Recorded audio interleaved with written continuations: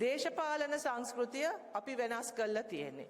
දේශපාලන සංස්කෘතිය අපේ භාවිතාවෙන් විනාශ කළා විතරක් නෙවෙයි මෙතෙක් කාලයක් අවුරුදු 75ක් තිස්සේ තිබ්බ ඒ දූෂණයට ඒ අපරාධවලට තිබ්බ දේශපාලන රැකවරණයක් අපි අයින් කරලා තියෙන්නේ.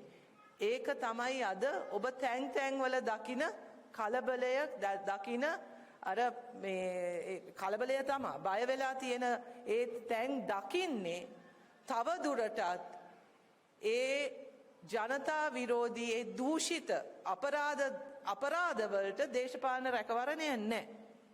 ඒකට මේක කරන්න පටන් ගන්නකොට ඒකෙන් බය වෙන ඒකෙන් අවුල් වෙන පිරිසක් ඉන්නවා. ඒක ඒ රාජ්‍ය තාන්ත්‍රය තුලත් ඉන්නවා. මොකෝ ඒක එහෙම තමයි ඒක මේ සිද්ධ වුනේ. දේශපාලන රැකවරණය ලැබුණා. රාජ්‍ය සේවය තුල ඒකට හරෝගත්ත අය හිටියා. ඒක ආරක්ෂක සේවය තුලත් ඒක තිබ්බා. මේ සියල්ලම දේශපාලන ආශිර්වාද එක්ක තමයි පවත්වාගෙන ගියේ. ඒතකොට දේශපාලන ආශිර්වාදය නැති වුණාම දැන් මේක ඇතුළත හරවගෙන තියෙන්නේ මේකේ මේ හරවන්න වෙලා තියෙනවා මේකට අර ඉතුරු පුරුක් ටිකත් ලිහලා ගන්න. ඒක තමයි ඔබ මේ දවස්වල දකින්නේ. නේද? ඒකේ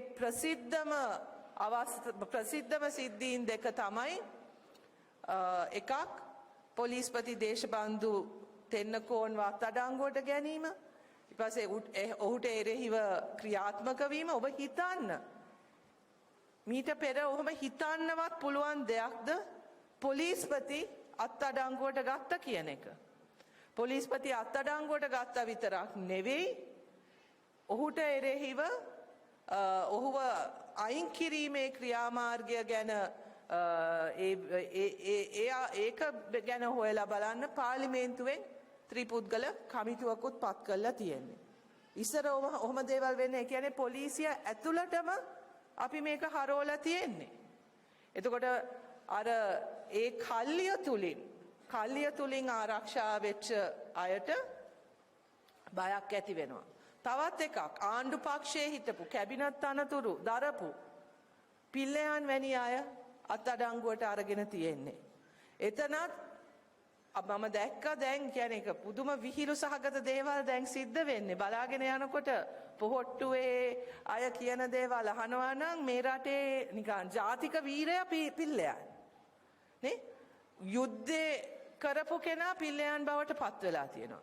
අපි පිල්ලයන් අත්අඩංගුවට ගන්නේ නැගෙනහිර විශ්වවිද්‍යාලයේ උපකුලපති අතුරුදහන් වීමේ සිද්ධියට සම්බන්ධව. හැබැයි මේ හිටපු മന്ത്രിවරු අමාත්‍යවරු ආණ්ඩුවේ අය විශේෂයෙන් පොහොට්ටු පාර්ශවයේ අය කලබල වෙලා තියෙන්නේ පිල්ලයන් ගාව තොරතුරු තියෙනවා. පිල්ලයන් ගාව තොරතුරු තියෙනවා. මොකෝ ඒ තොරතුරු මේ සිද්ධියත් එක්ක විතරක් නෙවෙයි වෙන සිද්ධීන් පිළිබඳ තොරතුරු මොහුගෙන් එලිදරව් වෙයි කියන බය තමයි අපි දකින්නේ. ඉතින් මේක තමයි සිද්ධ වෙන්නේ නේද? දැන් මේවා ගැන හොයලා බලනකොට තොරතුරු හොයාගෙන යනකොට විමර්ශන පටන් ගන්නකොට ඇතුලේ හිටපු අය බලයේ හිටපු අයට එරෙහිව මේ විමර්ශන පටන් ගන්නකොට තොරතුරු එළියට එනවා. තව කරුණු හෙළිදරව් වෙනවා. ඒක තමයි දකින්න තියෙන්නේ. මේක සුද්ධ කිරීමට මේ පද්ධතිය සුද්ධ කිරීමට ගත යුතු පියවර ගණනාවක් අපි අරගෙන තියෙනවා. අර ගනිමින් ඉන්නවා. එතන තියෙන ලොකුම දේ තමයි ඒ වැරදි වැඩවලට ලැබුණු දේශපාලන ආවරණය දේශපාලන රැකවරණය තවදුරටත් ලැබෙන්නේ නැති එක තුලින් මේ පද්ධතිය තුල තියෙන ඒ දේවල් දැන් එළි වෙමින් යනවා. මේ ප්‍රාදේශීය සභාවේ වැදගත්කම මම නැවත වතාවක් ඇත්තටම මට මේ සූර්යවැව ප්‍රාදේශීය සභාවේ ගොඩනගන වැඩපිළිවෙල මං කියවගෙන යනකොට මම හදිස්සියේ මම දැක්ක එකක් මේ පොළ බද්ද අයින් කරනවා කියලා. මං ඇහුවා මේ මොකද්ද මේ පොළ බද්ද කියන්නේ කියලා.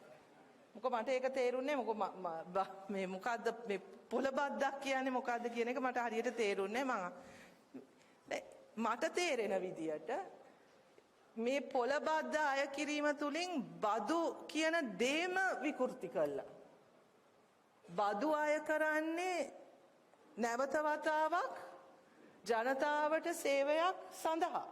ඒකනේ වරිපණම් හෝ වෙන මොනවා හරි බදු එකතු කරන්නේ ඒ බදු වලින් තමයි සේවාවන් සපයන්නේ. ඒතකොට දැන් මම අහන්න කැමති දැන් පොළ බද්දක් අය කරනවනේ.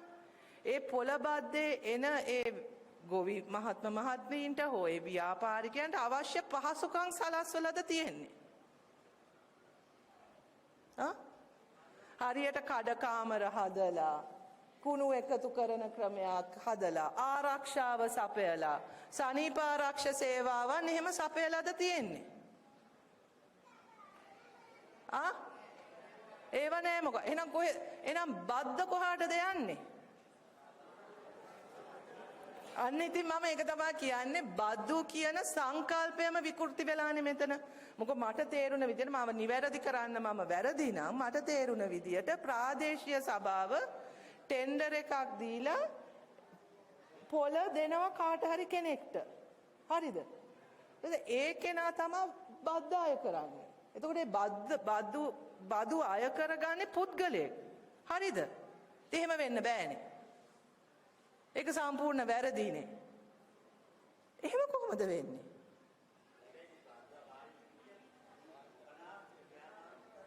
ඒක තමයි. ඉතින් මම ඒකයි මම විශේෂ මොකද මම බැලුවේ මොකද්ද මේ ව්‍යාපාර ගෙනියනකොට වෙළඳ මොකක් හරි අපි හිතමු පොලක් හෝ වෙළඳ පොල මොකක් හරි එහෙම තියෙනකොට වරිපණම් අය කරන්න ඕනේ. ව්‍යාපාර වලින් බදු ගන්න ඕනේ.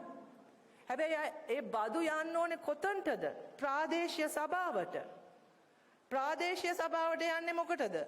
නැවත වතාවක් ඒ බදු ගෙවපු අයට අවශ්‍ය සේවාවන් සපයන්න.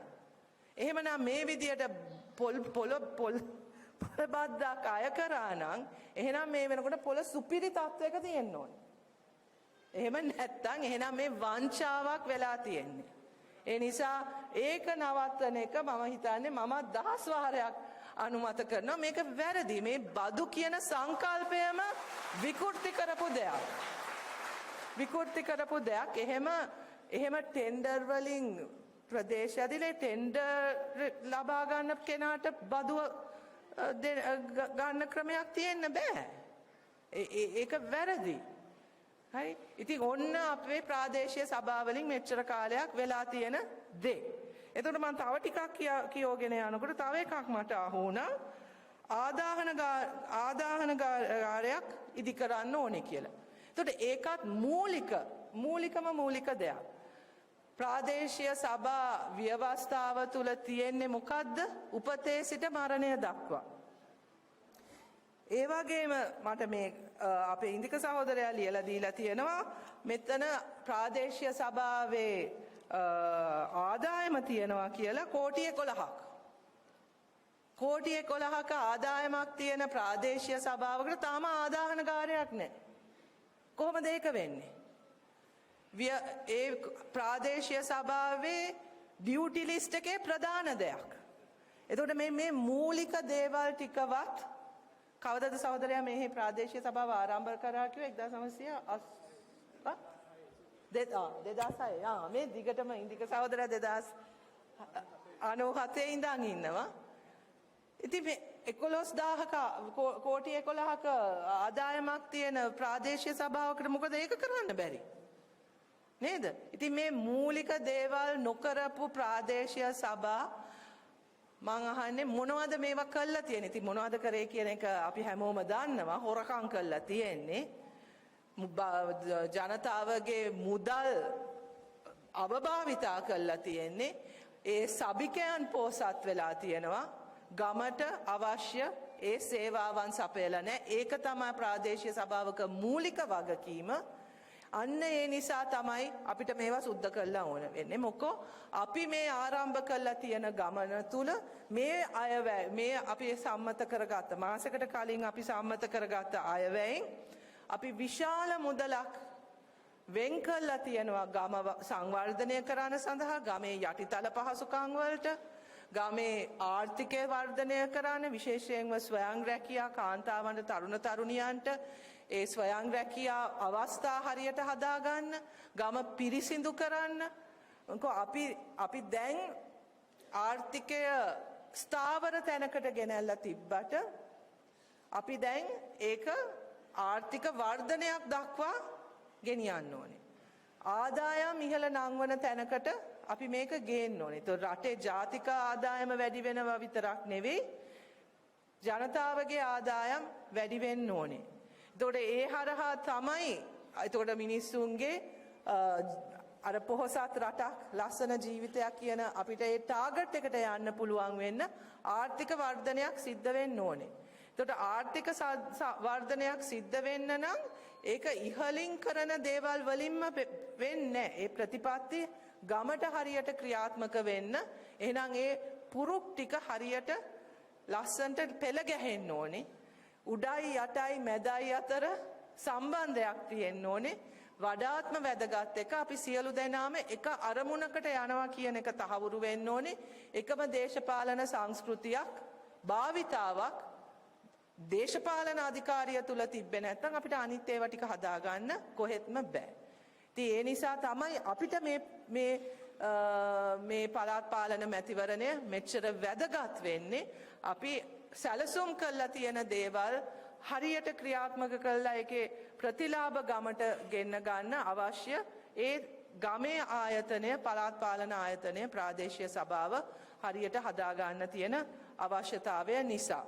ඒක තමයි අපි නිෂ්පාදන ආර්ථිකයක් පොරොන්දුනා. ඒ වෙනුවෙන් තමයි අපි වැඩ කරගෙන යන්නේ. හාමුදුරුවොත් මතක් කරා අපි මම හිතන්නේ මෙහි වැඩිපුර ජනතාව ගොවි ජනතාව දාන්න තරමින් මම හිතන්නේ රටේ වැඩිම කෙහෙල් වගාව සිද්ධ වෙන්නේ මෙහෙන් නේ.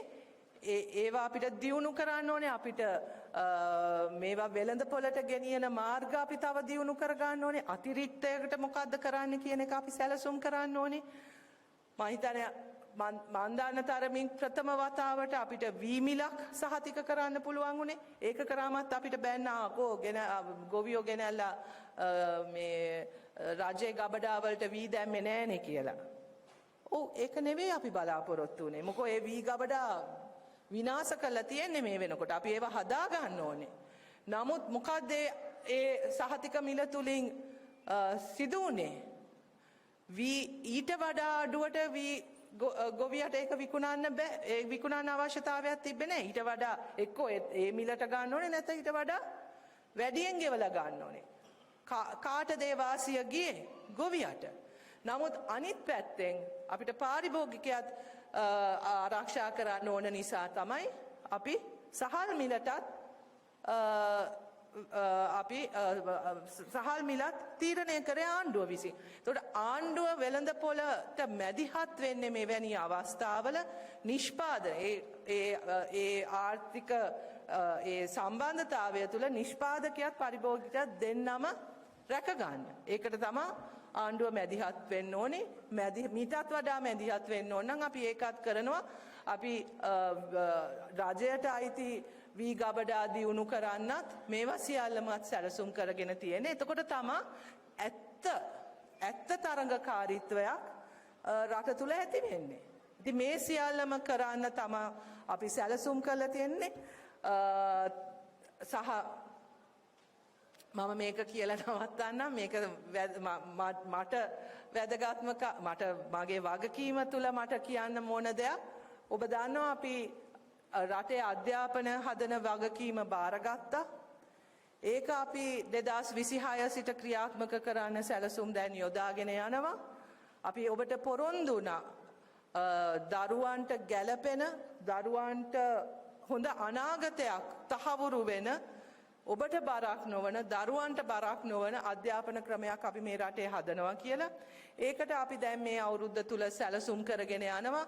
2026 අපි අලුත් විෂය නිර්දේශය හඳුන්වා දෙන්න බලාපොරොත්තු වෙනවා. පළවෙනි වසරටත් 6 වෙනි වසරටත් මේ අවුරුදු තුල ඒකට අවශ්‍ය ගුරු පුහුණුව පාසල්වල යටිතල පහසුකම් දියුණු කිරීම ඒ අවශ්‍ය සූදානම කරන්න තමයි අපි 2025 සැලසුම් කරලා තියෙන්නේ.